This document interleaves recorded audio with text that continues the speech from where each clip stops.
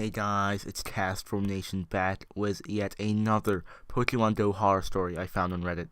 Let's just cut to the chase and let's get right into the story. You may think that a game can't be a threat to you in real life. I believe that to be true at one point in my life. I've been playing games since I was a kid.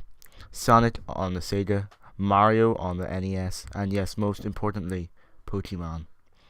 I have played all of the Pokemon games except the most recent versions on the 3DS. This changed with the release of Pokemon Go. Pokemon Go is a game that encourages its participants to venture out into the real world to capture Pokemon, find Pokestops, and conquer gyms. I thought this would be great because I spent plenty of time inside between work and gaming at night. This would be a chance to go out and explore the city that I've only been in for a few months. This idea in itself presents some dangers in the city. One could find themselves in the wrong side of a neighborhood and subsequently be involved with some form of gang violence. One could not pay attention and wander into a busy street while trying to catch something, or if you're me, you could get yourself involved in something much more sinister. Upon my initial installation of Pokemon Go, I found the game to be enthralling. I couldn't put it down from the get-go. As soon as it was available, I took a long lunch break from work to walk around the local area, to collect from Pokestops and visit the nearby gyms. I made it back from my hour lunch break just on time, after picking up a sandwich from the local shop. The days following held a similar pattern, with my lunch break becoming totally devoted to catching them all. Even after work, I would stop at home and head out on my bike to find more gyms. Go Team Red!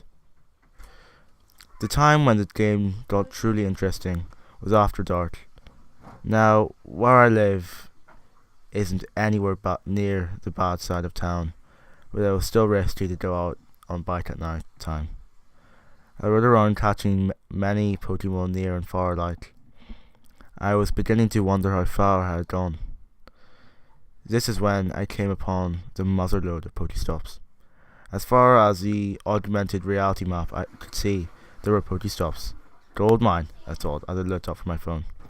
A cemetery. This could be interesting, I thought. I don't have any inherent fear of cemeteries. I do believe in the supernatural, but I also believe in the mutual respect of our world and theirs. I locked my bike up by the entrance. I pulled out my flashlight and readied my phone as I passed through the rows of gravestones, collecting my loot, and the occasional ghost-type Pokemon. I noticed an eerie chill passing through me. It seemed like a gust of wind from a nearby storm.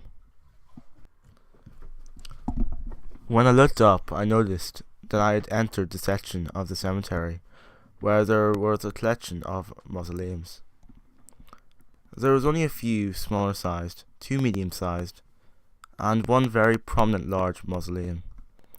This person clearly wanted to be the center of attention, even long after they had died. As I entered this area, my phone started having a fit. Notifications left, right, behind, and right in front of me of ghost-type Pokemon. The most Pokemon I had seen in one area at a time, only fitting for a cemetery. Third evolution Pokemon are a very rare occurrence from what I've gathered from playing the game. Of course, what would be right next near the entrance of a large tribute mausoleum? A Gengar, obviously. As I approached and began the process of catching said Gengar, I noticed a small beam of light seeping from the door of the mausoleum. This is where I threw every precaution from my parents, horror movies, and countless friends out the window. I walked right in there with my flashlight up. The events inside that mausoleum will never leave my mind for as long as I live. The first thing I saw there were the various flaming lights hanging from the ceiling. Seemed odd that they were lit, and clearly there was a reason for that.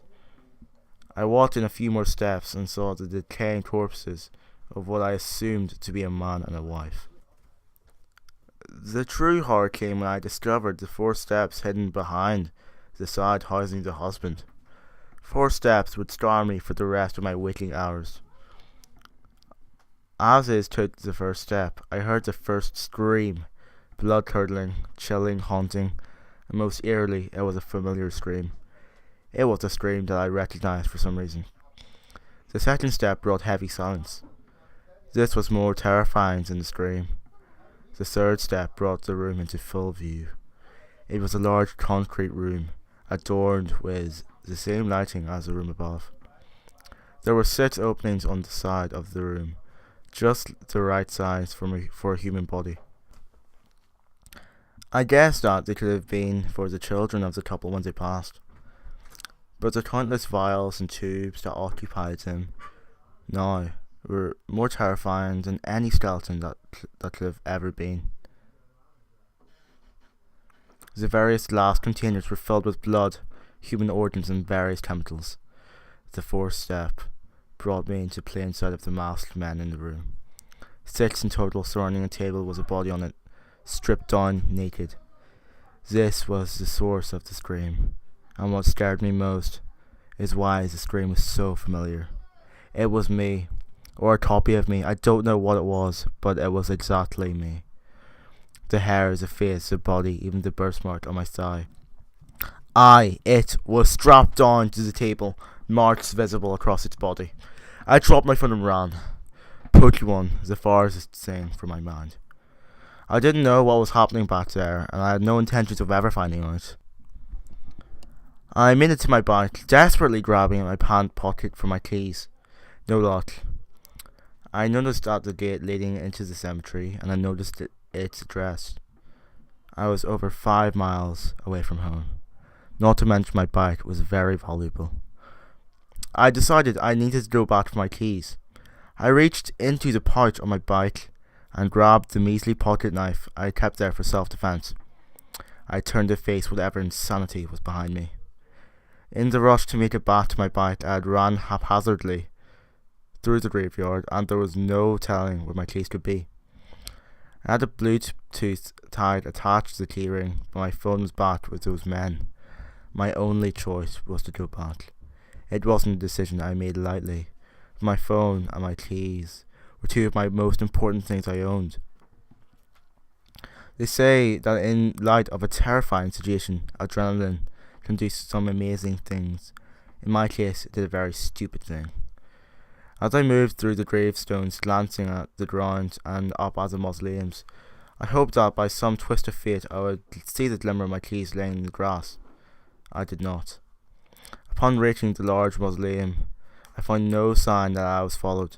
In fact, I found the mausoleum completely sealed. No crack in the door, no lights inside, and no people. I could not comprehend what was happening. Was I imagining what I had saw? No way, it was real. I don't have my phone, it has to be real. In a moment of delirious rage, I smashed my way through the door of the mausoleum. Nothing.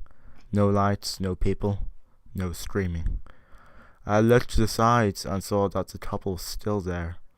The stairs were still there, and so was my phone. My keys only feet away. I, or whatever it was not there. There were no mysterious men in masks, and no vials or containers. It was empty. I took my stuff and ran back to my bike. On the ride home, I called the police and tried to explain what had happened to a night dispatcher, who must have thought I was insane. She said, "We will send a patrol over, but I doubt they can do much." None of my friends believed the story, but I know I saw. Or maybe I didn't see anything at all.